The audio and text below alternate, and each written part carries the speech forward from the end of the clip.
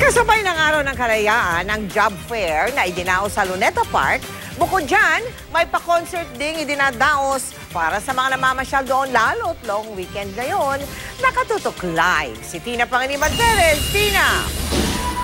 Mel, isang concert kontra child labor ang idinaraos dito sa Rizal Park Open Auditorium. Kasama sa mga nag-organisa nito ang National Historical Commission of the Philippines, National Consumer Law Center, International Labor Organization, ROC-ED at Department of Labor and Employment.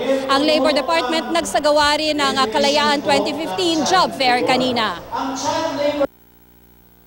33,000 job vacancies ang handog ng Department of Labor and Employment o DOLE sa mga naghahanap ng trabaho bilang bahagi ng selebrasyon sa pagdiriwang ng ika-117th na kasarinlan ng bansa. Dinagsa ng mga nagbabakasakali ang job fair.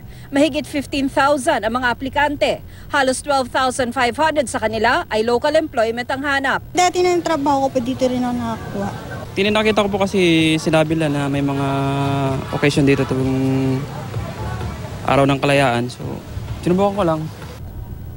Nilahukan ito ng 60 local at 25 overseas na kumpanya at employment agencies kasama ang 6 na government agencies. Mas maganda raw na sa job fair na ito na lang pumunta ang mga naghahanap ng trabaho dahil makakatipid sila sa pamasahe. Iisa lang ang pupuntahan nila. May pre-employment services din kasi rito para sa mga kukuha ng requirements gaya ng birth certificate at mga clearance. Bukod doon sa job fair mismo, meron din tayo kasing pre-employment documentation services eh.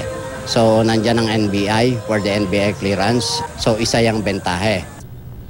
Isa pa na check na ng DOLE ang mga kumpanyang lumuhok dito, kaya siguradong hindi mga fly-by-night ang mga ito at tumutugon ang mga ito sa labor standards.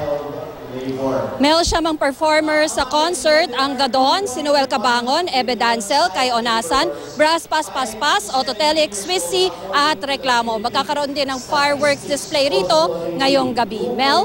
Maraming salamat sa iyo, Tina Pangilinan Perez.